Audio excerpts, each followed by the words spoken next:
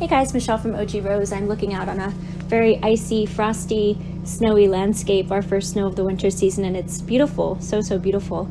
And I think I wanted to address something that I often come back around to because I find it to be such a useful litmus test in life or for life.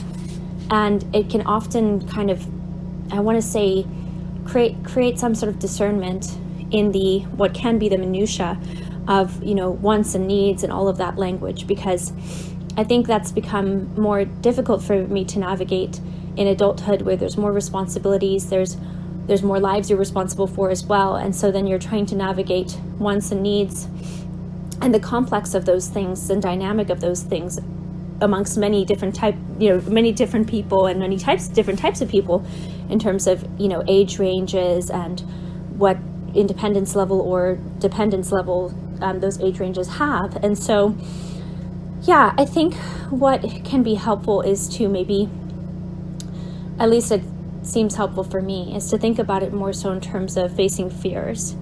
Like if you have, because the sense of it being a want or a need is not necessarily always, it's hard in and of oneself to sometimes know if that's legitimate or not, because sometimes, like, you can get, I feel like generally speaking, one can fall on either side of the road, where they just always think whatever they want or need is just justified and they should be able to get it right away or whatever. And then there's the other side where you're always questioning your own wants and needs, and you never really make a plan to do those things because you think they must be illegitimate, right? They must not be, necessary, right? Because it's not like it's not like breathing. We all know we have to breathe, but I don't really need to do this thing, whatever it is, or I don't really have to receive, meet this want, because it's not like breathing, right? So that's what makes us interesting as humans, as apart from animals, where from as far as we know about animals, where we have our needs that are just our biological needs, but then there are also these spiritual, emotional, relational needs that are and wants, right, that present themselves. And one could even kind of go down a rabbit hole of the distinction between want or need.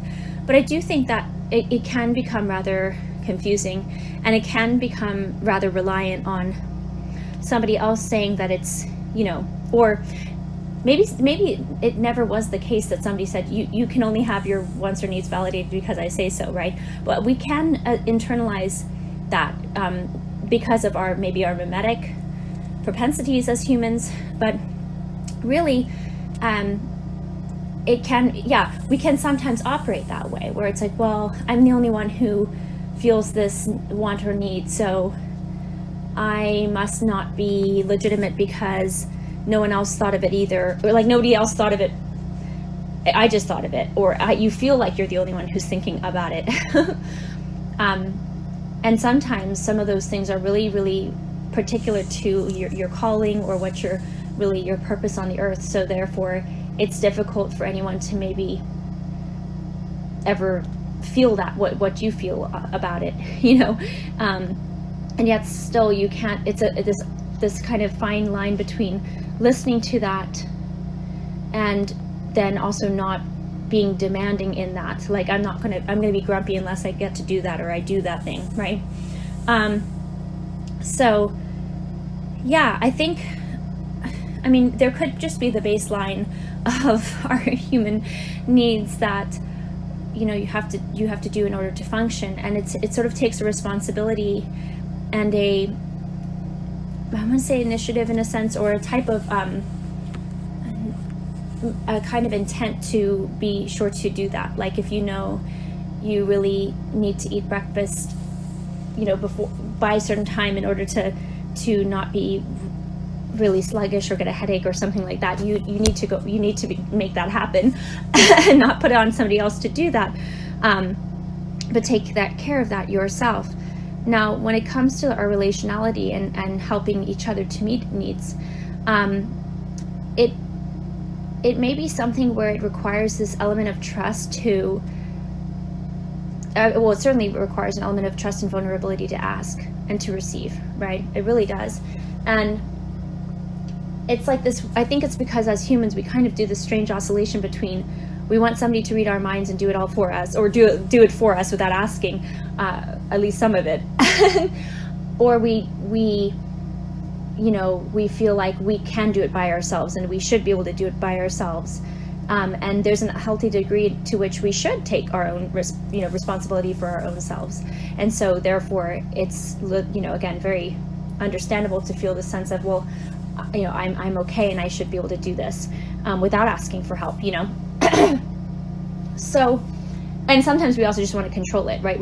No, you don't do that, or I won't delegate this or that or the other, because of just feeling the sense of, I'd rather just, feel the control of doing it myself, and not having to like do that trust thing that I mentioned. So anyways, those are some thoughts broadly on the wants, needs, and legitimization of those things.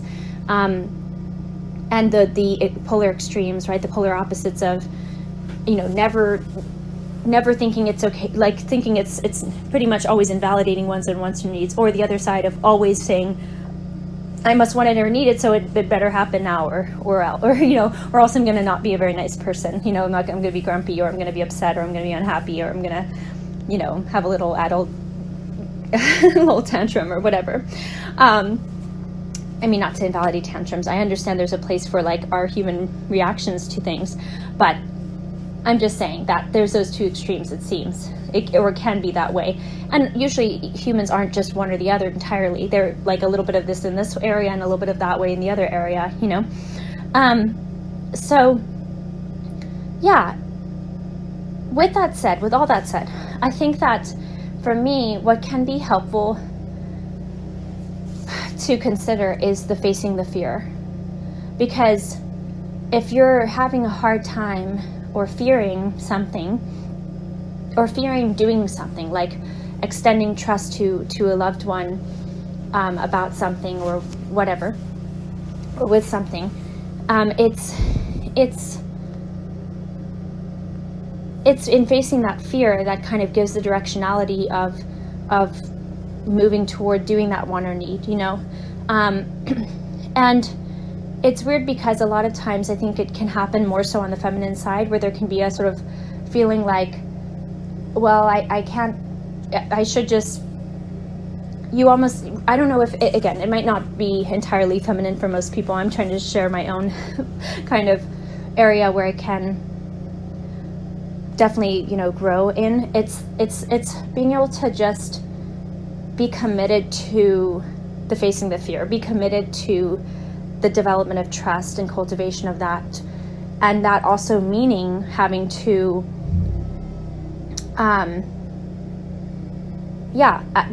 do a sort of thing where you face that fear, which usually doesn't entail sort of like addressing a want or need, but without it using the language of kind of like, having to sort of feel like, isn't my need or want legitimate, or, why don't you see it, or why don't you know it? Well, because we are all just our own individuals with our own kind of internal space, and we share that with others, but we can't really, the other person's not necessarily just going to have this clarity of exactly what you are experiencing in your internality, right, in your internal space.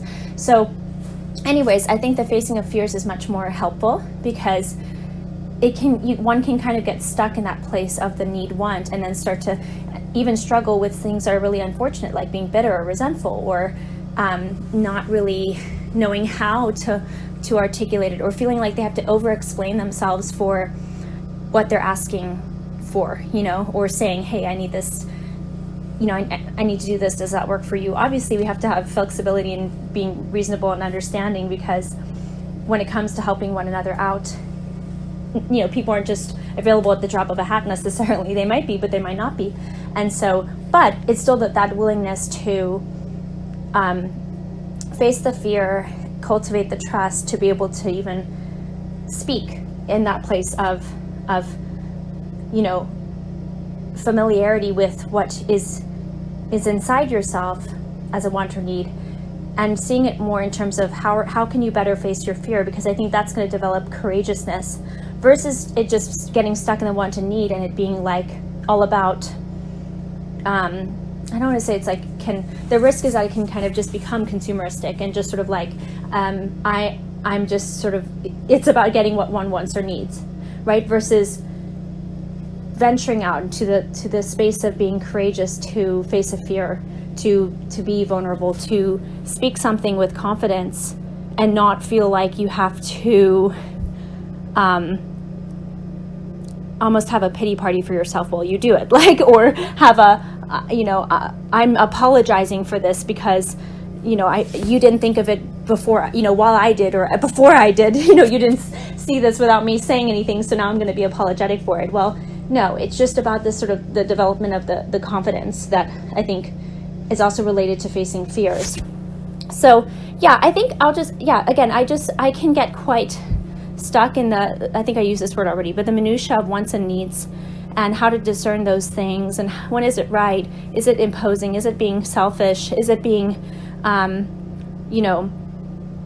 blah, blah, blah, blah. And I think, I'd be curious to hear what other people have to say. But for me, it kind of boils down more to, okay, instead of thinking about it in that arena, think about it more in terms of facing a fear, because often facing fears will require a type of vulnerability of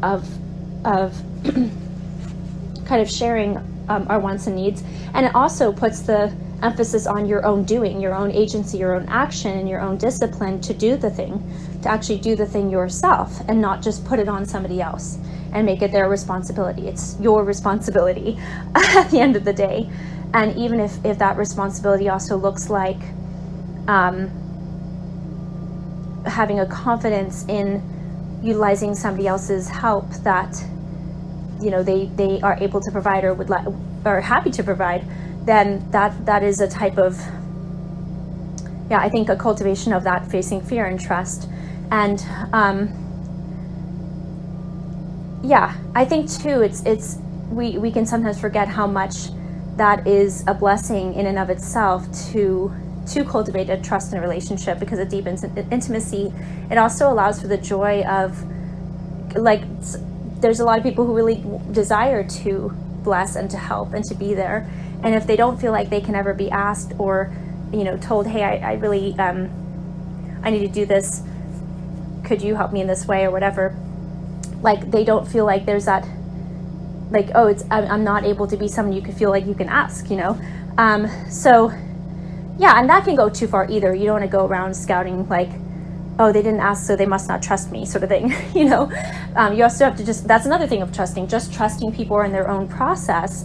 And instead of it being like this kind of worry, fear, concern about, are they, maybe they're too quiet to ask for help or something like that, to trust in their own cultivation process and then live out your own type of confidence of facing fear. And again, cultivating trust in relationships, which will mean addressing certain wants and needs in oneself because of that deep sense of agency and responsibility in and of oneself. So again, it's trying to think about the wants, needs language as certainly legitimate and real. It's what a lot of people use, and it's understandable.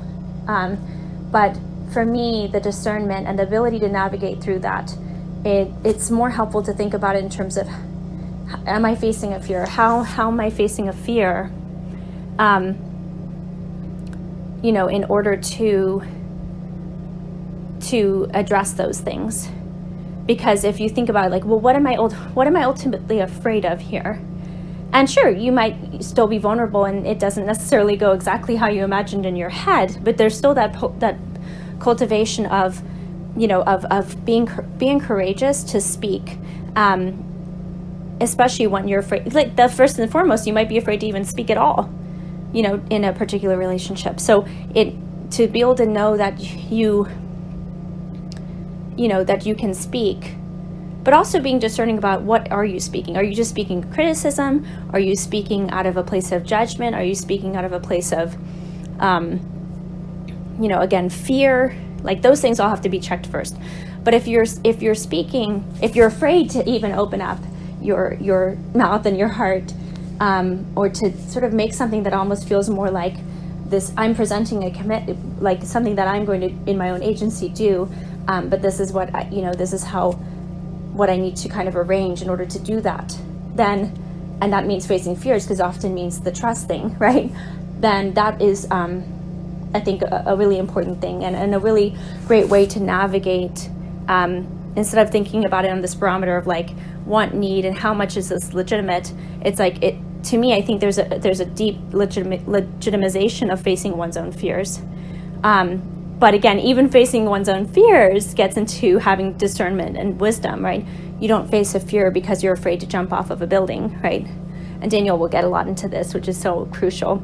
But I think going deep into that place of that, the sense of really knowing your own self and your own fears and concerns, that can help you, because that's where we just, it's one of those things you know, but you just don't want to look at. You don't want to face, you don't want to talk about it or think about it. That's the place, I think, that ends up often programming us in our responses and our relationship to what a need. So if we can face that, we can really, hopefully, step forward, and when we need to speak, and, you know, face that, even that initial fear, to face other fears that will then be related to our wants and needs. So again, this is just my thoughts on it. Would be curious to hear if that seems like a possible helpful barometer versus getting stuck in the weeds of wants and needs. And I appreciate everybody listening. Hope you're all doing well and having a great start to the new year.